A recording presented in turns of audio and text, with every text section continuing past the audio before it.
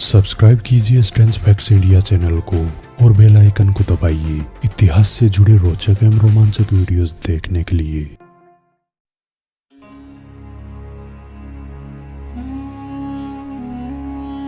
कितना है बदनसीब जफर, दफन के लिए 2 गज जमीन भी न मिली कुए यार में। ये पंक्तियां अंतिम मुगल बादशाह बहादुर शाह द्वितीय द्वारा लिखी गई एक मशहूर गजल की है।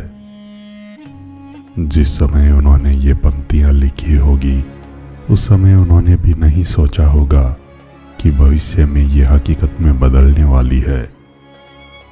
जब 1837 ईस्वी में बहादुर शाह द्वितीय दिल्ली के लाल किले के तख्त पर बैठे तो न तो उनके पास हुकूमत करने के लिए कोई इलाका था और न कोई रुतबा। इलाके का आखिरी टुकड़ा तो 60-70 वर्ष पहले ही उनके खानदान के कब्जे से निकल चुका था। अब तो उनकी सत्ता सिर्फ दिल्ली के लाल किले तक ही सीमित थी और उनकी गुजर बसर अंग्रेजों से मिलने वाली पेंशन से होती थी।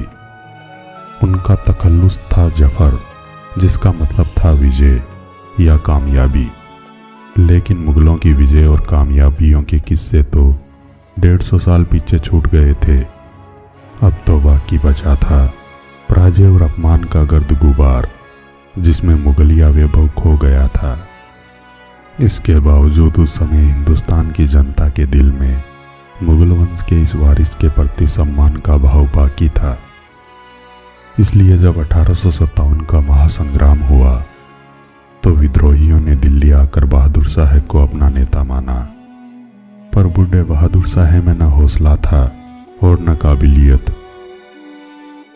जल्द ही अंग्रेज फौजों ने दिल्ली के विद्रोहियों को भगा दिया और मजबूर बहादुर शाह को लाल किले से भागकर दिल्ली में ही हुमायूं के मकबरे में शरण लेनी पड़ी।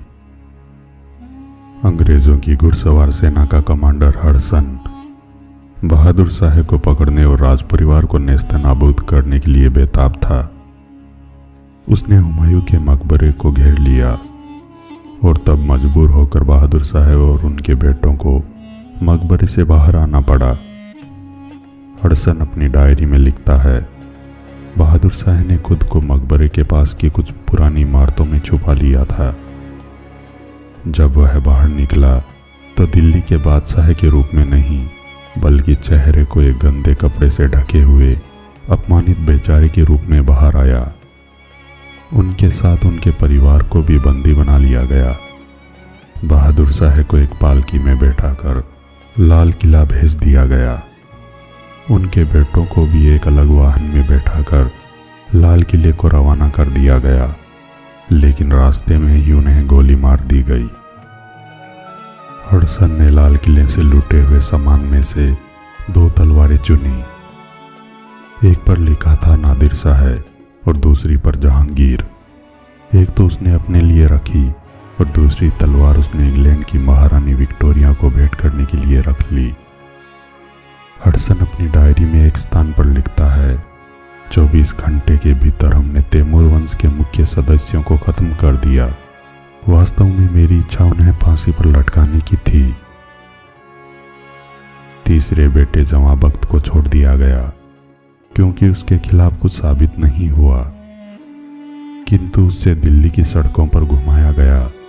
यह वही जवां बख्त था जिसके विवाह के समय उस जमाने के मशहूर शायरों मिर्जा गालिब और इब्राहिम जोंक के बीच सहरा पड़ने की होड़ लगी थी। लाल किले में चले एक छोटे से मुकदमे के बाद बहादुर शाह को भारत से निष्कासित कर सपरिवार रंगून भेजने का फैसला हुआ। अब बहादुर शाह और उनके परिवार की दिल्ली से रंगून की कठिन यात्रा शुरू हुई। दिल्ली से कलकत्ता तक की यात्रा घोड़ा गाड़ियों और पालकियों में होनी थी।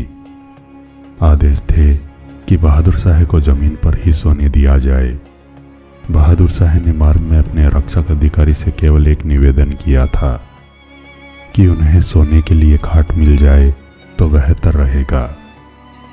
पता नहीं बहादुर शाह जफर को सोने के लिए खाट मिली या नहीं, पर यह जरूर है कि जब 7 नवंबर 1862 को रंगून के कैद खाने में उनकी मृत्यु हुई तो पास ही में उन्हें दफना दिया गया।